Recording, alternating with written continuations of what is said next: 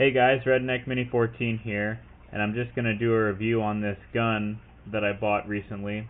This is a Chiappa Firearms 1911-22, and basically it's a 22 pistol made to look like a 1911. But mechanically it's really nothing like a 1911. This is a straight blowback design. It's not lock breech or anything like that.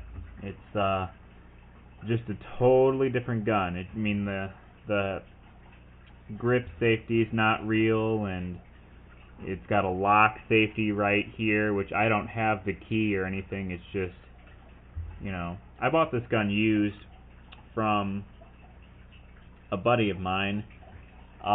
He didn't like it, and quite honestly I don't blame him, but he didn't like it, and he was really wanting to get a Remington 870 shotgun, and he needed money to get it.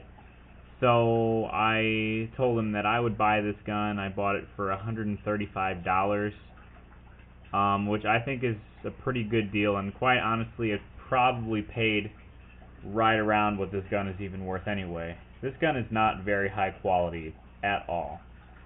I just pretty much bought it as something that I can have fun with for the time being, and if I needed money for financial reasons, or I found something else that I wanted instead, I could just dump this for $150, maybe even $200 if somebody's willing to pay that much, and get some money. I have a couple other guns like that too. My Henry, I would sell that for some cash, and my Maverick shotgun, I would sell that for cash if I had to as well. But that's mainly what I bought this for. I mean, this gun's really not that high quality. The slide is made of a zinc alloy, which is rather soft metal, but I guess they do that for the weight, so that the 22s can blow back the slide. It has a polymer 10-round magazine, and being that it's polymer, it's not drop free, which really sucks, but whatever. It works. I mean, I've put 20 rounds through this. Now these guns like this, where they have a full length slide, they require a little bit hotter 22 rounds. I typically would shoot mini mags through it, CCI mini mags, and those will let it cycle just fine. But like Federal Bulk Pack or something like that, those it'll work, but a lot of times you'll have a lot of jams with it. Of course, your controls are basically just like a 1911. You have your slide stop here, your magazine release here, and your safety here. Now, being that this is a soft metal slide, you want to pull back and push the slide release down so you don't wear down the notch here, because I've heard from other YouTubers that can happen. Of course, your safety, up is safe, down is fire. Has a very, very stiff trigger, like 10 pounds or so. And coming from me, that means something, because I typically don't complain about triggers unless they're really, really heavy, and they're not supposed to be heavy. Because, I mean, this is a single action only gun. It does have a, well, actually, no, I don't think it does. Let's see here.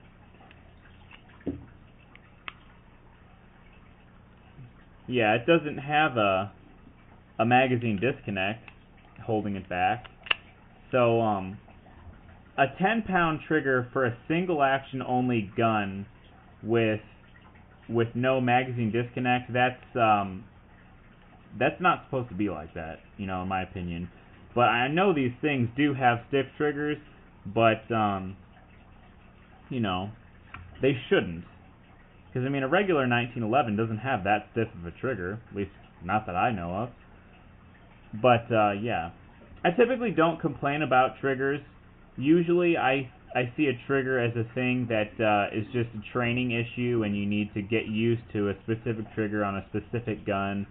And of course, most people have their preferences, but I just get tired of the whole, well, this trigger is too stiff, this trigger is too, you know, this and that, and I just get tired of hearing those kind of complaints on every single gun review. It's like, not every trigger is going to be the same, but on a gun like this, it should not have that heavy of a trigger. I don't know. That's just kind of my philosophy.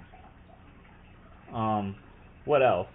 I guess it's reminiscent of the older 1911s. It's got the short trigger pull and the smaller looking beaver tail.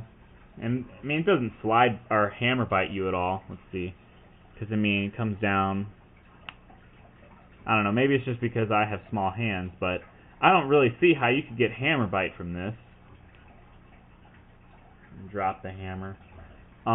Just kind of your standard sights. The back is adjustable for windage. Not, well, I don't know. I'm not gonna really mess with these sights. The front sight is just basically,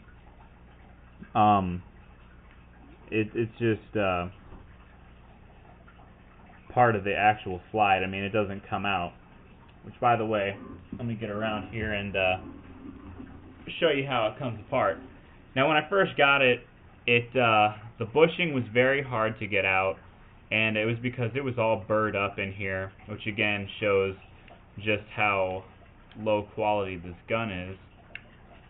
But you start taking it apart just like most 1911s, and see now how that bushing just comes out real easy now. It's a pretty long bushing, and you can take it out either way. You can turn it left or right. As long as you get it at 90 degrees, the bushing will come out. And then you have your plug at the end of the spring, and your spring. Tip it down, and here's your guide rod. And you just pull your slide stop out. It's not like a 1911 where you have to actually pull it back to take it out. It just comes straight out like this. And then you pull it back, pull the hammer back and get the magazine out. You pull it back, you lift up, kind of like a Walther PPK or something like that. And the barrel is actually part of the frame. So again, like I said earlier, it's not like a 1911. There's no lock breech or anything. It's just a straight blowback design, like a lot of 22s are. Anyway, you just put it back together, and it's just the opposite of how you put it back together. Now, don't put the magazine in until the very end, because if you put the magazine in first and then put your slide stop in, it just doesn't go back together right, and the slide stop won't work. So put the magazine in last. So you just put your slide stop in, you slide your guide rod down there, and you get your spring in. I don't think it matters which way the spring goes in, just as long as it goes over the guide rod. Put your plug over that. Get your barrel bushing in. Now push the plug down and turn your bushing over the plug. Actually, it's quite simple. So it is somewhat similar to a real 1911, but it's not exactly like a 1911. And you just put your magazine in. Now this one only came with one magazine. The newer ones come with two. I think this is actually a pretty old one, pretty early model, because they don't have these kind of grips on them anymore. They have actually a lot better grips, I think.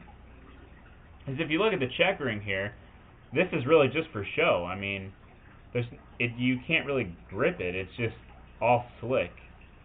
Not very good checkering. It doesn't have any sort of striations on the front here. It has a little bit on the back, but I mean, for the most part, this grip is just really slick. It's not really, like I said, it's not a very high quality firearm. And $135 for this particular one, at least, is probably high dollar. You know, I couldn't see myself paying any more for this. I mean, I could maybe sell it for $150. If somebody really wanted one of these, they could probably pay $200, but I personally would not pay $200. So anyway, that's that gun. Now let me just kind of show you what I think is an excellent .22 pistol. And of course, you've seen this before. It's my mom's Ruger Mark II, and it's got a, well, first of all, it's a very different firearm. It's got just the cylindrical bolt here inside the cylindrical tube. Very skinny barrel, very reminiscent of the German Luger or Japanese Nambu, which is supposedly the gun that this was based off of. But I mean, if you look at it, I see more Luger in this gun than I do Nambu. Of course, the cylindrical bolt is very Nambu-like. The magazine release on the Mark 1s and Mark 2s, very Nambu-like. But most everything else, to me, seems more of a German Luger. So, of course, you have a much different grip angle, which I personally like this grip angle. Not that either one of them is necessarily better than the other. I just think this is a more natural feel, but I can definitely shoot both of them just fine. But I mean, if you look at this gun, Ruger makes very high quality firearms. In fact, this pistol I would definitely put in at least the top 5 .22 pistols of all time, and that's semi-automatic, not necessarily revolvers. Although, I guess maybe even if you consider revolvers, it might even make it to the top 5. But it's definitely top 5 semi-automatics for me. Of course, you have Colt Woodsman and the Browning Buckmark and those guns, but the whole Ruger lineup of standard pistols, which is what this is, they definitely are in the top 5. But yeah, this gun, of course, this is a single action only as well. The hammer's in the is internal, but it has a much lighter trigger, and it's actually what a single action only should be, in my opinion. This thing, I mean, a 10-pound trigger on a single action only, that's just a major turn off. That's more of a double action to me, but I don't know. So anyway, I might do a little comparison with shooting with these two in the future. I haven't shot this one since I bought it. I shot like 20 rounds through it before I bought it. And just the fit and finish of this gun versus this gun it's night and day. I mean, this is pristine to me compared to this. But I don't know. I guess I guess you just get what you can get. But anyway, I mean, it's a fun shooting gun minus that heavy trigger, and basically it's what I bought it for, was just a plinker. So I wouldn't take this hunting or anything like that, or for self-defense or anything. I've actually taken this one hunting for self-defense against coyotes, but any .22 rimfire to me is not ideal for self-defense, although you could do it, but I would definitely choose this one over this one any day of the week. But anyway, that's my kind of review and somewhat comparison with between the Chiappa 1911-22 and the Ruger Mark II. I'm never going to sell this, number one, because it's not mine, number two, because it's just an awesome gun. This one, probably going to sell it, not going to lie. But it's not a horrible gun. I mean, I'd say that there are definitely guns that I would buy this over. But you never know. Anyway, that's all I have for today. Subscribe to my channel, like me on Facebook. I'm RedneckMini14, and until next time, be safe.